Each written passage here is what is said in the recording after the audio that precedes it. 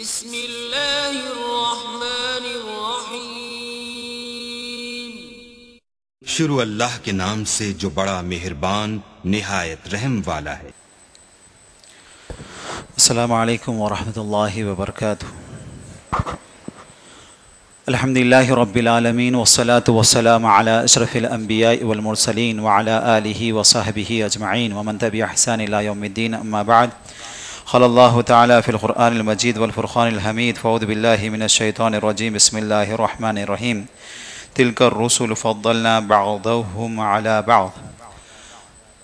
محترم حضرات، اللہ رب العالمین کا قانون ہے کہ اللہ رب العالمین کی مدد اور نصرت جب تک ہمارے دلوں میں ایمان ہوگا، عمل صالح ہوگا، تو اسی وقت اللہ رب العالمین کی مدد اور نصرت آئے گی۔ تاریخ اسلام میں بہت ساری جنگیں لڑی گئی۔ آپ غور کر دیکھو، ان جنگوں میں اللہ کی مدد اور نصرت اس وقت آئی جب تک مسلمانوں کے دل میں ایمان تھا۔ پہلی جنگ بدر لڑی گئی، مسلمانوں کی تعداد کتنی تھی اور مشرکین مکہ کی تعداد کتنی تھی؟ صرف اور صرف مسلمان 313 تھے اور مشرکین مکہ 1000 کی تعداد تھی۔ اس کے باوجود اللہ کی مدد آئی، نصرت آئی، وہ اس بنا پر کہ مسلمانوں کے دلوں میں ایمان تھا، انہیں یقین تھا اللہ رب العالمین پر۔ اسی طریقے سے ایک تاریخ ایسی بھی گزری کہ مسلمان کامیابی پر کامیابی حاصل کرتے ہوئے ایران تک پہنچ گئے۔ ایران کے بادشاہ نے، جو مشرک تھا، اس نے دیکھا کہ مسلمانوں کو کسی طریقے سے دبایا جا رہا ہے، لیکن دبنے کے لیے راضی نہیں ہے، کامیابی نہیں مل رہی ہے۔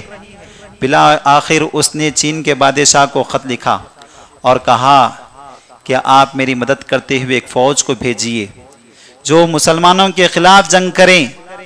اور ساتھ ہی ساتھ ایران کے بادشاہ نے مسلمانوں کے اوصاف بتائے، کہا میں لاکھ درجے کوشش کر رہا ہوں، جد و جہد کر رہا ہوں، مگر کامیابی میرے حق میں نہیں مل رہی ہے، کیونکہ یہ قوم ایسی قوم ہے جو دن بھر بھوکے رہتی ہے اور رات میں سوتی نہیں ہے۔ کیا معنی تھا اس کا کہ یہ قوم دن میں بھوکے رہتی ہے؟ مطلب یہ تھا کہ مسلمان دن بھر روزہ رکھتے ہیں، رات میں سوتے نہیں۔ اس کا مطلب یہ تھا کہ یہ رات میں قیام اللیل کے لیے کھڑے ہوتے ہیں۔ تو انہوں نے اوصاف لکھ کے بتائے۔ تو چین کا بادشاہ دوبارہ خط کا جواب دیتے ہوئے کہتا ہے، یقیناً اگر تم کہو گے تو میں ایک ایسی فوج کے ساتھ تمہاری مدد کروں گا جس کا اگلا حصہ ایران پر ہوگا اور پچھلا حصہ چین پر ہوگا، لیکن جو اوصاف تم نے مسلمانوں کے بتائے ہیں، اگر وہ اوصاف ان کے اندر ہیں تو میری بات یہ مانو کہ ان کے ساتھ صلح صفائی کر لو، ان کے ساتھ کمپرومائز کر لو، تو تمہارے لیے کامیابی ہے، ورنہ تم بھی ذلیل ہو کر رہ جاؤ گے۔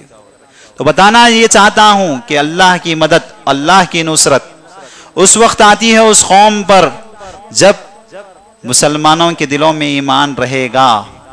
اللہ رب العالمین کہتا ہے کہ فوج کم سے کم کیوں نہ ہو، لیکن دلوں میں ایمان رہے گا، اللہ کی نصرت آئے گی۔ اسی قانون کو اللہ رب العالمین نے سورہ بقرہ میں بتایا۔ طالوت اور جالوت کا واقعہ بیان کرتے ہوئے، بنی اسرائیل پچھلی قوم، اللہ رب العالمین نے انہیں بہت ساری نعمتوں سے نوازا تھا، لیکن اللہ کے نافرمان بن گئے۔ اللہ نے ان سے عہدہ چھین لیا، سب کچھ چھین لیا، بالآخر غلام بن کے قوم زندگی گزار رہی تھی۔ وقت کے نبی کے پاس بنی اسرائیل دوڑتے ہوئے آئی اور کہنے لگی کہ آپ ہمارے حق میں اللہ سے دعا کیجئے کہ اللہ رب العالمین ہم پر جہاد کو فرض کر دے اور ہم اس جالوت کے ساتھ جہاد کریں گے۔ نبی نے انہیں سمجھایا کہ تم بزدل قوم ہو، تم لڑ نہیں سکتے ہو، لیکن اس کے بعد اصرار کرنے لگی قوم۔ بالآخر اللہ کا حکم آ گیا جہاد پر۔ اس میں سے ایک شخص کو سپہ سالار منتخب کیا گیا، طالوت کو۔ اس وقت اللہ کا قانون بتایا گیا۔ طالوت پوری فوج کو تیار کر رہے تھے۔ تیار کرنے کے بعد انہوں نے کہا ہمیں یہاں سے نکلنا ہے، لیکن ایک بات یاد رکھے، اللہ کی آزمائش تم پر ہے۔ دھوپ کے ایام ہیں، بھوکے ہیں، پیاسے ہیں، ایک نہر پر سے تمہارا گزر ہوگا، اس نہر سے پینا نہیں، یہ اللہ کا تمہیں حکم ہے، اگر پی لو گے تو ایسی صورت میں ناکام ہو جاؤ گے، جنگ میں سے ہٹ جاؤ گے، میری فوج کا حصہ نہیں بنو گے۔ جو شخص نہ پیا وہ میرے ساتھ ہے۔ بلاآخر اللہ کی آزمائش بھی اس قوم پر گزر ہوا، اس پر سے تقریباً لوگ پی لیے، کچھ ہی لوگ، قرآن مجید کہتا ہے قلیل، بالکل کم لوگ بچے ہوئے تھے طالوت کے ساتھ۔ لیکن اللہ کی مدد دیکھی، اہل ایمان کے ساتھ اللہ کی مدد آتی ہے۔ اللہ رب العالمین نے مدد کیا طالوت کی، اور اس جالوت کے ساتھ فوج کے ساتھ جنگ ہوئی، اور اللہ رب العالمین نے کامیابی عطا کیا۔ پھر اللہ رب العالمین یہ واقعہ بیان کر کر کہتا ہے کہ اللہ رب العالمین بہت سارے کم تعداد کے باوجود اللہ فتح دیتا ہے، کامیابی دیتا ہے، وہ ایمان کی بنا پر۔ آج ہم تعداد میں کئی زیادہ ہوں گے، لیکن آج جو ذلت رسوائی ہمارے مقدر میں ہے، اس کا سبب یہ ہے کہ ہمارا دل ایمان سے خالی ہے۔ اسی طریقے سے بنی اسرائیل میں اللہ رب العالمین یہ بھی کہتا ہے کہ اس روئے زمین، اللہ رب العالمین سورہ بقرہ میں یہ بھی کہتا ہے کہ اس روئے زمین پر ہم نے بہت سارے انبیاء علیہ السلام کو بھیجے جو لوگوں کی رشد و ہدایت کے لیے تھیں۔ اللہ رب العالمین ہی یہ بات کہہ سکتا ہے کہ ہم نے ایک نبی کو دوسرے نبی پر فوقیت دی۔ میرے لیے اور آپ کے لیے جائز نہیں کہ ہم کسی نبی کو اس قدر بلند کریں کہ دوسرے نبی کو ذلیل و خوار کریں، ہرگز نہیں ہونا چاہیے۔ اللہ کے نبی صلی اللہ علیہ وسلم نے ہمیں یہ تعلیم دی، لا نفرق بین احد من رسولہ، کہ ہم کسی بھی نبی میں فرق نہ کریں۔ پیارے نبی صلی اللہ علیہ وسلم ایک حدیث میں کہتے ہیں، سید ولد آدم، میں آدم علیہ السلام کی اولاد میں سب کا سردار ہوں۔ پھر ایک موقع پر پیارے نبی صلی اللہ علیہ وسلم نے کہا کہ لا تفضلنی یونس ابن متع، مجھے یونس بن متع سے بھی فوقیت نہ دو۔ مطلب یہ ہے کہ ہم کسی نبی کو نچلے درجے پر پہنچا کر دوسرے نبی کو بلند مقام دیں، جیسا کہ بنی اسرائیل نے کیا۔ انہوں نے اپنے نبیوں کو اس قدر بلند کیا کہ دوسرے نبیوں کو ذلیل کر دیا۔ ایسا نہیں، ہمارا ایمان کامل ایمان ہونا چاہیے، ہر نبی پر مکمل ایمان ہونا چاہیے، بنی اسرائیل کی طرح نہیں، یہود و نصارہ کی طرح نہیں۔ اللہ رب العالمین نے اس سورے میں یہ بھی تعلیم دی۔ اسی طریقے سے اس سورے میں ایک عظیم آیت جس کو ہم آیت الکرسی کہتے ہیں، یہ آیت الکرسی یہ قرآن مجید کی سب سے عظیم آیت ہے۔ اللہ کے نبی صلی اللہ علیہ وسلم کے ایک جلیل القدر صحابی ابی ابن کعب رضی اللہ تعالیٰ عنہ مجلس میں بیٹھے ہوئے تھے۔ اللہ کے نبی صلی اللہ علیہ وسلم نے ان سے سوال پوچھا، اے ابی بتائیے کہ قرآن مجید کی سب سے عظیم آیت کون سی ہے؟ ان کے پاس 6600 سے زائد آیتیں ان کی نگاہوں کے سامنے تھی۔ تھوڑی دیر سوچنے کے بعد کہتے ہیں، اللہ کے نبی صلی اللہ علیہ وسلم، میں سمجھتا ہوں قرآن مجید کی سب سے عظیم آیت آیت الکرسی ہے۔ اللہ کے نبی صلی اللہ علیہ وسلم کو بے حد خوشی ہوئی، ان کے سینے پر مارتے ہوئے کہتے ہیں، اے ابا منذر، قرآن مجید کا خصوصی علم تمہیں مبارک ہو، یقیناً قرآن مجید کی سب سے عظیم آیت آیت الکرسی ہے، اس کے بہت سارے فوائد ہیں، یہ جنوں پر مار کی طرح یہ آیت لگتی ہے۔ اور کر دیکھیے اللہ کے نبی صلی اللہ علیہ وسلم نے کس قدر اس کی اہمیت بتائی۔ اللہ کے نبی صلی اللہ علیہ وسلم نے کہا کہ ہر نماز کے بعد آیت الکرسی کی تلاوت کرو، یقیناً جنت اور تمہارے درمیان یہ صرف اور صرف موت کا فاصلہ ہے۔ یہاں موت آئے گی، آیت الکرسی کی ہر نماز کے بعد تم تلاوت کر رہے ہو، موت آئے گی، وہاں تمہارے لیے جنت تیار ہے۔ اللہ اکبر۔ ہم اگر ہر نماز کے بعد آیت الکرسی کی تلاوت کریں گے، صرف اور صرف موت کا درمیانی فرق ہے، یہاں موت آئی وہاں جنت حاصل کر لو۔ اسی طریقے سے یہ آیت الکرسی ہمارے مال کی حفاظت، ہمارے جان کی حفاظت، ہر طریقے سے ہماری حفاظت کرتی ہے۔ اللہ کے نبی صلی اللہ علیہ وسلم نے ابو ہریرہ رضی اللہ تعالی عنہ کو صدقۃ الفطر کی ایک ذخیرے کے پاس اللہ کے نبی صلی اللہ علیہ وسلم نے حفاظت کے لیے کھڑا کر دیا، مال کے پاس کھڑا کر دیا۔ آیا چور، شیطان چور بن کر آیا اور چوری کرنے لگا۔ ابو ہریرہ رضی اللہ تعالیٰ عنہ پکڑ لیے، رونے لگا، دھونے لگا، اپنے بیوی بچوں کا حوالہ دینے لگا، کہنے لگا چھوڑ دیجئے، میں دوبارہ نہیں آؤں گا، چھوڑ دیے۔ صبح نبی صلی اللہ علیہ وسلم کے پاس ابو ہریرہ رضی اللہ تعالیٰ عنہ آئے تو کہا، ابو ہریرہ رات کے چور کا کیا ہوا؟ ابو ہریرہ رضی اللہ تعالیٰ عنہ نے کہا، اللہ کے نبی صلی اللہ علیہ وسلم بیوی بچوں کا حوالہ دے رہا تھا، میں نے چھوڑ دیا۔ اللہ کے نبی صلی اللہ علیہ وسلم نے کہا، پھر آئے گا، پھر چوری کرے گا۔ پھر رات ہوئی، وہ خزانے کے پاس کھڑے ہوئے تھے، پھر سے پھر سے چوری کرنے کے لیے آیا، ابو ہریرہ پکڑ لیے، پھر روتا رہا، اپنی بیوی بچوں کا حوالہ دیا، بالآخر ابو ہریرہ رضی اللہ تعالیٰ عنہ کے دل میں رحم آیا، چھوڑ دیے۔ پھر اللہ کے نبی صلی اللہ علیہ وسلم کے پاس آئے تو اللہ کے نبی صلی اللہ علیہ وسلم نے کہا کہ پھر آئے گا یہ چوری کرنے کے لیے۔ تیسری مرتبہ آیا تو پکڑ لیے، کہا چھوڑوں گا نہیں، نبی صلی اللہ علیہ وسلم کے پاس لے جا کر رہوں گا تجھے۔ کہا اگر تم چاہتے ہو کہ میں پھر دوبارہ نہ آؤں تو میں تمہیں ایک نسخہ بتاتا ہوں، کہ میں دوبارہ نہ آؤں تو ایک نسخہ بتاتا ہوں، سونے سے پہلے آیت الکرسی پڑھ لو، دوبارہ نہیں آؤں گا۔ صبح ہوئی تو اللہ کے نبی صلی اللہ علیہ وسلم کے پاس آئے تو کہا کیا ہوا چور کا؟ اس نے کہا، ابو ہریرہ رضی اللہ تعالیٰ عنہ نے کہا اس نے کہا ہے کہ وہ دوبارہ نہ آنے کے لیے مجھے آیت الکرسی کی تلاوت کرنا ہوگا۔ تو کہا اللہ کے نبی صلی اللہ علیہ وسلم وہ جھوٹا ہے، وہ شیطان تھا، لیکن جو اس نے یہ بات کہی وہ سچی تھی کہ اگر تم رات میں آیت الکرسی کی تلاوت کرو گے تو شیطان نہیں آئے گا۔ تو پتا چلا کہ ایک وقت یہ بھی ہے جس طریقے سے ہر نماز کے بعد پڑھنا ہے، اسی طریقے سے سونے سے پہلے بستر پر پہنچنے کے بعد آیت الکرسی کی تلاوت کرو، شیطان تمہارے پاس نہیں آئے گا۔ اسی طریقے سے ایک ایسی ہی حدیث ہے جو اللہ کے نبی صلی اللہ علیہ وسلم کے صحابی رسول ابی بن کعب رضی اللہ تعالیٰ عنہ کی ہے۔ اللہ کے نبی صلی اللہ علیہ وسلم نے کھجور کے ذخیرے کے پاس انہیں کھڑا کرے تھے کہ وہ شیطان اسی شکل میں آیا، انسانی شکل میں چرانے لگا۔ ابی بن کعب رضی اللہ تعالیٰ عنہ پکڑے، اس میں اس نے یہ نسخہ بتایا، اس حدیث میں اس نے یہ نسخہ بتایا کہ صبح میں ایک مرتبہ، شام میں ایک مرتبہ، اگر تم صبح میں پڑھتے ہو شام تک مجھ سے محفوظ رہو گے، اگر شام میں پڑھتے ہو تو صبح تک محفوظ رہو گے۔ تو پتا چلا 3 اوقات ہمیں پڑھنا چاہیے، 3 اوقات ہر نماز کے بعد۔ اسی طریقے سے بستر پہ جب پہنچے اس وقت اور صبح و شام کے اذکار میں آیت الکرسی کی تلاوت ہماری زندگی میں ہونا چاہیے۔ آیت الکرسی میں کیا ہے غور کر دیکھیے، اللہ رب العالمین نے اپنے اوصاف کو بتایا، تقریباً آپ کو 17 اوصاف نظر آئیں گے، اللہ رب العالمین نے بڑی تفصیل کے ساتھ بتایا۔ اس میں 2 اسماء حسنہ ایسے ہیں جس کے تعلق سے پیارے نبی صلی اللہ علیہ وسلم فرماتے ہیں جو ان اسماء حسنہ کے ساتھ اللہ سے مانگتا ہے، الحی القیوم کہہ کر اللہ کو پکارتا ہے، اللہ اس کی دعا کو رد نہیں کرتا۔ اسی طریقے سے سورۃ البقرہ کی ان آیتوں میں اللہ رب العالمین نے ابراہیم علیہ السلام اور نمرود کا واقعہ پیش کیا۔ نمرود کے سامنے جب ابراہیم علیہ السلام پہنچے بتوں کو توڑ کر، تو نمرود نے کہا کہ کیا تم نے یہ کیا ہے؟ تو ابراہیم علیہ السلام نے کہا پوچھو اس بڑے بت سے۔ اس نے کہا کہ وہ بات نہیں کر سکتے، کہہ نہیں سکتے، میں کیسے پوچھوں؟ تو ابراہیم علیہ السلام کو موقع ملا توحید کی دعوت دیتے ہیں، کہتے ہیں جب وہ کہہ نہیں سکتے، بول نہیں سکتے، سن نہیں سکتے، تم کیوں عبادت کرتے ہو؟ کہا پھر کس کی عبادت کریں ہم؟ کہا اس اللہ کی عبادت کرو جس نے تمہیں پیدا کیا اور موت دیتا ہے۔ یقیناً کافر مشرک نہ سمجھ ہوتا ہے، قرآن مجید بار بار قرآن مجید میں یہ کہا اللہ رب العالمین نے، اس کی عقل، اس کی سوچ دیکھیے، اس نے ایک بڑی پوزیشن کا جو رتبے والا انسان تھا اس کو بلایا، قتل کر دیا، جو کمزور تھا، جو غریب تھا اسے اٹھایا اور وہ پوزیشن دے دیا اور کہا کہ ایک شخص کو میں نے قتل کر دیا اور ایک کو زندہ کر دیا۔ جیسے ابراہیم علیہ السلام نے یہ منظر دیکھے اور بیوقوف کو یہ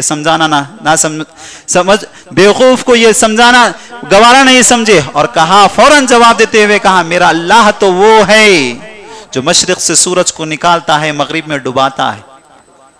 اگر تو اللہ ہے تو مغرب سے سورج کو نکال مشرق میں ڈبا۔ فبہت الذی کفر، قرآن مجید کہتا ہے لاجواب ہو گیا نمرود، لاجواب ہو گیا نمرود۔ یقیناً اللہ رب العالمین نے یہ کہا کہ یقیناً اللہ کے بندے وہ ہوتے ہیں جو اللہ کی بات کو پہنچانے کے لیے نڈر ہوتے ہیں، ڈرتے نہیں ہیں۔ ابراہیم علیہ السلام نے وہاں نمرود کے سامنے توحید کو پیش کر دیا۔ اسی طریقے سے اللہ رب العالمین نے اس پارے میں، اس سورے میں 2 بعض بعد الموت کی نشانیاں بتائیں۔ اب غور کیجئے، ابراہیم علیہ السلام کے اس واقعے کے بعد فوراً اللہ رب العالمین نے بعض بعد الموت کی نشانیاں بتائیں۔ کیا وجہ تھی؟ کیونکہ جو نمرود نے جو اپنے آپ کو مرنے کے بعد دوبارہ زندہ کرنے کا جو ثبوت پیش کیا تھا، اللہ رب العالمین یہ چاہ رہا تھا کہ کہیں لوگوں کے ذہن و دماغ میں نہ آ جائیں کہ اسی کو موت کہتے ہیں، اسی کو زندہ کہتے ہیں۔ اللہ رب العالمین نے حقیقی طور پر بتایا کہ موت و حیات اسے کہتے ہیں۔ اللہ نے واقعہ پیش کیے، 2 ثبوت پیش کیے۔ پہلا واقعہ، ایک شخص گزر رہا تھا جو دوسری جو قومیں جو پچھلی قومیں تھی جس پر اللہ کا عذاب آیا تھا، پوری طریقے سے بکھری ہوئی تھی، ہڈیاں تھی، گل چکی تھے، کہنے لگا، دل میں خیال آیا وہ انسان کو کہ اللہ رب العالمین اس قوم کو کیسے دوبارہ پیدا کرے گا؟ جیسا یہ سوچنا تھا اللہ نے اسے موت دے دی، 100 سال مرا رہا، اللہ نے پھر دوبارہ اسے زندہ کیا، پوچھا کتنے دن رہے، موت کتنے دن رہی؟ تو کہا صرف اور صرف 1 دن یا اس سے کم تھا۔ تو اللہ رب العالمین نے کہا نہیں، تم 100 سال مرے رہے۔ اللہ تعالیٰ یہ واقعہ بیان کرنے کے بعد کہتا ہے اسی طریقے سے اللہ تعالیٰ مردوں کو زندہ کرتا ہے۔ اور ایک واقعہ اللہ رب العالمین ابراہیم علیہ السلام کا پیش کیا۔ ابراہیم علیہ السلام نے اللہ سے کہا، اے اللہ میں دیکھنا چاہتا ہوں کہ تم مردوں کو کیسے زندہ کرتا ہے۔ اللہ نے پوچھا، اے ابراہیم تمہارے دل میں ایمان نہیں؟ کہا ابراہیم علیہ السلام نہیں، بلکہ میں تو دل میں، بلا کیوں نہیں اللہ، بالکل ایمان ہے، میں تو دل کے اطمینان کے لیے سوال کیا۔ اللہ رب العالمین نے کہا 4 پرندے لو، اس کے ٹکڑے کرو اور الگ الگ پہاڑ پر رکھ دو اور پھر اپنی جانب پکارو، وہ دوڑتے ہوئے پرندے جڑتے ہوئے آئیں گے آپ کی جانب۔ ابراہیم علیہ السلام نے یہ کام کیا اور انہوں نے اس چیز کو دیکھا۔ یقیناً موت کے بعد اللہ رب العالمین دوبارہ زندہ کرنے والا ہے۔ جو لوگ اچھے عمل کریں گے اس کا اچھا بدلہ دے گا، اور جو برے عمل کریں گے اس کا اللہ رب العالمین ان کے عمل کے مطابق بدلہ دے گا۔ اس کے بعد اللہ رب العالمین نے صدقہ خیرات کے متعلق فرمایا، جو لوگ اللہ کی راہ میں 1 روپیہ خرچ کرتے ہیں، اللہ کا وعدہ ہے کہ اللہ تعالیٰ 700 دگنا ان میں اضافہ کرے گا۔ اللہ اکبر، غور کر دیکھیے، اللہ کا وعدہ ہے۔ ہم یہاں خرچ کرتے ہیں، اللہ کہتا ہے مال میں خرچ کرنے سے ہرگز کمی نہیں ہوتی، بلکہ اللہ اضافہ کرتے رہتا ہے۔ اس کی مثال دی اللہ رب العالمین نے کہ تم زمین میں جب ایک دانہ پروتے ہو، ایک دانہ اگاتے ہو، 7 شاخیں نکل کر آتی ہے اور ہر شاخ میں 100 دانے ہوتے ہیں۔ بالکل اسی طریقے سے تم یہاں 1 روپیہ خرچ کر دیکھو، اللہ رب العالمین تمہارے مال میں کس قدر اضافہ کرے گا، کس قدر اضافہ کرے گا۔ نبی صلی اللہ علیہ وسلم فرماتے ہیں، ما نقض صدقۃ من مال، صدقہ خیرات کرنے سے، اللہ کی راہ میں خرچ کرنے سے مال میں کوئی کمی نہیں ہوگی۔ اللہ رب العالمین نے کہا کہ صدقہ و خیرات کے سلسلے میں کہ سب سے اچھا صدقہ تو یہ ہے کہ تم کسی کو بھلی بات کہہ دو، اللہ کے نبی صلی اللہ علیہ وسلم بھلا مشورہ دے دو۔ اللہ کے نبی صلی اللہ علیہ وسلم کے پاس ایک شخص آیا، مانگنے لگا۔ اللہ کے نبی صلی اللہ علیہ وسلم نے کہا نصیحت کرتے ہوئے، تم تو ہٹے کھٹے ہو، کما سکتے ہو۔ خود اللہ کے نبی صلی اللہ علیہ وسلم مشورہ دینے کے بعد ایک کلہاڑی اس کے ہاتھوں میں دیتے ہیں، اپنے ہاتھ سے خود بنا کر اسے کلہاڑی دیتے ہیں اور کہتے ہیں اللہ تمہیں برکت دے گا۔ بڑی طویل حدیث ہے۔ وہ جاتا ہے جنگل کی طرف، لکڑیاں توڑ کر بازار میں بیچنے لگا۔ تقریباً 1-2 ہفتے کے بعد اللہ کے نبی صلی اللہ علیہ وسلم سے ملاقات ہوئی تو نبی صلی اللہ علیہ وسلم نے کہا، نبی صلی اللہ علیہ وسلم نے اس کی حالت دریافت کی تو کہا کہ اللہ کے نبی صلی اللہ علیہ وسلم میں خود بھی کھاتا ہوں، اولاد کو بھی کھلاتا ہوں اور ذخیرہ بھی کرتا ہوں، اللہ نے میرے مال میں برکت دی۔ اور کر دیکھیے کہ اللہ رب العالمین قرآن مجید میں کہتا ہے بھلی بات، قول معروف، کہ بھلی بات کسی کو اچھا مشورہ دینا، یہی سب سے بڑا صدقہ ہے، خیرات ہے۔ کہ اگر ہم کسی ایسے شخص کو دیکھ رہے ہیں جو ہاتھ پھیلا کر ہم سے مانگ رہا ہے، ہم اسے اچھا مشورہ دیں کہ کمائی کے ذریعے بتائیں، یہ بہتر ہے کہ اسے نواز کر اسے غلط راستے میں وہ اسے استعمال کرے گا، نہ جانے کیا کیا کرے گا، لیکن ایک ایسے ذریعے بنا کر دے دیتے ہیں جس کی وجہ سے اس کے ہاتھیں کھل جاتے ہیں، اس کی فیملی کو ذریعہ بن جاتا ہے۔ اسی طریقے سے صدقہ و خیرات کے سلسلے میں اگر اس آیت میں یہ بھی بتایا گیا کہ اگر ایسا معاشرہ ہو، ایسے لوگ ہوں جو اللہ کی راہ میں خیرات نہیں کرتے ہیں، وہاں تم لوگوں کے سامنے علانیہ طور پر دو، اس کے 2 اجر تمہیں ملیں گے۔ ایک اجر اللہ کی راہ میں خیرات کرنے کا، دوسرا جو لوگ تم سے سیکھیں گے جو تم دے رہے ہو اس کا اجر بھی اللہ رب العالمین تمہیں عطا کرے گا۔ یقیناً اسلام کہتا ہے کہ خفیہ خرچ کرنا، ایک ہاتھ سے خرچ کرتے ہو تو دوسرے ہاتھ کو خبر نہیں ہونا چاہیے، لیکن یہ بھی تعلیم دیتا ہے اسلام کہ علانیہ طور پر خرچ کرو، ایسی جگہوں پر جہاں لوگ بخیل ہو، کنجوس ہو، تم انہیں یہ بتانے کے لیے کہ ایسی صفت تمہارے اندر بھی ہونی چاہیے، تو اس شریعت کہتی ہے کہ وہاں پر تمہیں علانیہ طور پر خرچ کرنا چاہیے۔ اسی طریقے سے شریعت خرچ کے سلسلے میں یہ بھی کہتی ہے کہ خرچ کر کر کسی پر احسان نہ کرو. یا ایھا الذین آمنوا لا تبطلوا صدقاتکم بالمن والاذی، کہ اللہ رب العالمین کہتا ہے ایمان والو اللہ کی راہ میں خرچ کر کر اپنے جو کچھ تم نے دیا ہے اسے ضائع نہ کر لو کسی پر احسان جتاتے ہوئے. میں نے کسی کو غریب کی مدد کی، اس پر احسان جتا رہا ہوں کہ فلاں وقت پر میں نے تمہیں دیا تھا. یہ وہ عادت ہے، یہ وہ صفت ہے جو اللہ اور اس کے رسول کو سخت ناپسند ہے. اللہ کے نبی صلی اللہ علیہ وسلم نے فرمایا 3 اشخاص ایسے ہیں جو قیامت کے دن اللہ رب العالمین نہ دیکھے گا، نہ بات کرے گا، نہ اللہ ان کا تزکیہ کرے گا، ان کے لیے دردناک عذاب ہے. 3 اشخاص میں ایک شخص کے تعلق سے اللہ کے نبی صلی اللہ علیہ وسلم نے کہا منان، جو احسان کر کر احسان جتاتے ہیں، غریب کو دے کر کہتے ہیں کہ فلاں وقت میں نے تیری مدد کی تھی. اللہ اکبر. اللہ رب العالمین کہتا ہے ایسا صدقہ تمہارا ضائع ہو گیا، برباد ہو گیا، تباہ ہو گیا. اسی طریقے سے اللہ رب العالمین ان آیتوں میں ربا کے تعلق سے بھی کہتا ہے. سورہ بقرہ اور آل عمران میں جو مشترکہ جو آیتیں ہیں وہ ربا کے تعلق سے ہے. اور کر دیکھیے سود ہماری عملی زندگی میں کس قدر داخل ہو چکا ہے. سود کہتے ہیں کہ معصوم کی معصومیت کے ساتھ کھلواڑ کرنا.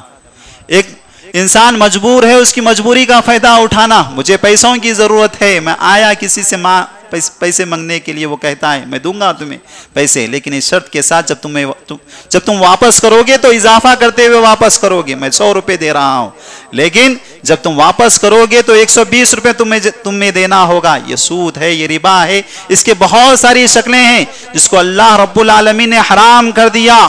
اور جو لوگ یہ سودی کاروبار کرتے ہیں، سود دیتے ہیں، سود لیتے ہیں، اللہ اکبر. اللہ رب العالمین کہتا ہے انہیں چاہیے کہ وہ اللہ اور اس کے رسول کے ساتھ جنگ کرنے کے لیے تیار ہو جائیں. اللہ اکبر. کون بچ پائے گا جو اللہ کے ساتھ جنگ کرے گا، جو نبی کے ساتھ جنگ کرے گا؟ کون بچ پائے گا؟ اللہ کے نبی صلی اللہ علیہ وسلم پیشن گوئی دیتے ہیں، کہتے ہیں کہ آنے والے زمانے میں کہ سود ہمارے پاس ایسے داخل ہو جائے گا، کوئی اس سے بچ نہیں پائے گا. اگر بچنے کی کوشش کرے گا تو حقیقت میں اس کی دھواں اور اس کی بوتوں سے پا کر رہے گا. اور یہی معاملہ آ چکا ہے میری اور آپ کی عملی زندگی میں. ہم بچنا چاہتے ہیں لیکن کہیں نہ کہیں وہ ہماری زندگیوں میں داخل ہو چکا ہے.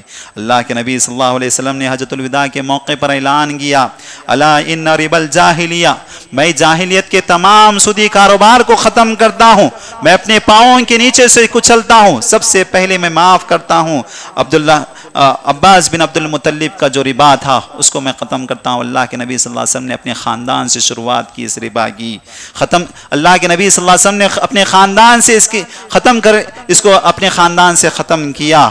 اللہ کے نبی صلی اللہ علیہ وسلم نے فرمایا لعن رسول اللہ اور اس کے رسول کی لعنت ہے جو ربا کھاتا ہے، جو لکھتا ہے ربا کے تعلق سے، اور جو گواہی بن کے آتا ہے، جو گواہ بن کر آتا ہے ربا کے تعلق سے. اللہ اور اس کے رسول کی لعنت ہے. اللہ کے نبی صلی اللہ علیہ وسلم نے فرمایا الربا 72، 70 پر 2 سے زائد اس کے دروازے ہیں، اور اس میں سب سے ادنا، اللہ کے نبی صلی اللہ علیہ وسلم نے ادنا کے تعلق سے کہا کہ اپنی ماں کے ساتھ زنا کرنے کے برابر ہے. اللہ اکبر. اس قدر ربا کے تعلق سے مذمت بیان کی گئی اللہ کے شریعت نے، اس کے باوجود ہماری زندگیوں میں بھی پوری طریقے سے داخل ہو چکا ہے. اللہ کے نبی صلی اللہ علیہ وسلم نے فرمایا استنیبوا 7 موبقات، 7 بڑے کبائرہ گناہ سے بچو. ان بڑے کبائرہ گناہ میں اللہ کے نبی صلی اللہ علیہ وسلم نے ربا کو بھی بیان کیا. جو سود لیتے ہیں، سود دیتے ہیں، یہ کبیرہ گناہ ہیں. محترم حضرات، اس کے بعد قرآن مجید کی جو سب سے طویل آیت یہی سورہ بقرہ میں ہے جو قرض کے تعلق سے ہے. شریعت کہتی ہے کہ قرض دیا کرو. یقیناً اللہ رب العالمین نے ہر ایک کو ایکول نہیں پیدا کیا، مساوی پیدا نہیں کیا. کسی کو کچھ زیادہ دیا، کسی کو کم دیا. یقیناً ہر ایک کی الگ الگ ضرورتیں ہوتی ہیں، اور ان ضرورتوں کی تکمیل کے لیے شاید کہ اللہ رب العالمین نے تمہیں مالدار بنایا ان غریبوں کے لیے. اللہ رب العالمین کہتا ہے جو تم کو اللہ نے مال دیا ان ضرورت مندوں کو دو تاکہ تم ان کی ضرورت مکمل ہو سکیں. اگر تم سے کوئی قرض مانگے تو قرض دو. اور اس کے بعد شریعت کہتی ہے کہ اگر وہ دینے کی استطاعت نہیں رکھتے، غور کر دیکھو، یہ صرف اور صرف اللہ کے قانون میں ہو سکتی ہے بات. اللہ رب العالمین کہتا ہے جب تم سے کوئی قرض مانگے تو قرض دو اور مہلت مانگے تو مہلت دو. اگر وہ استطاعت نہیں رکھتا ہے قرض دینے کی، تم اس کے حالات سے واقف ہو چکے ہو کہ کسی بھی حالت میں تمہارا پیسہ نہیں آئے گا، یہ تمہارا معاف کر دینا یقیناً اللہ کے پاس بڑا اجر ہوگا، بڑا اجر ہوگا. لیکن آج دنیا کے قوانین دیکھیے، لون تو دیتے ہیں، اس کے باوجود اس کے بعد آپ کے ساتھ ساتھ کیا کیا نہیں کیا جاتا. آپ کی عزت کے ساتھ کھلواڑ ہوگا، آپ کی پراپرٹی کو چھین لیا جائے گا، نہ جانے آپ کے ساتھ کیا کیا کیا جائے گا. لیکن شریعت کہتی ہے تم حالات دیکھ رہے ہو، وہ بندہ دے نہیں سکتا، اسے مہلت دو مہلت دو مہلت دو. مہلت دینے کے باوجود اس کے حالات سدھرتے نہیں تو ایسی صورت میں تمہارا معاف کر دینا بہتر ہے، اور جو معاف کرے گا اللہ کے پاس بڑا اجر پائے گا.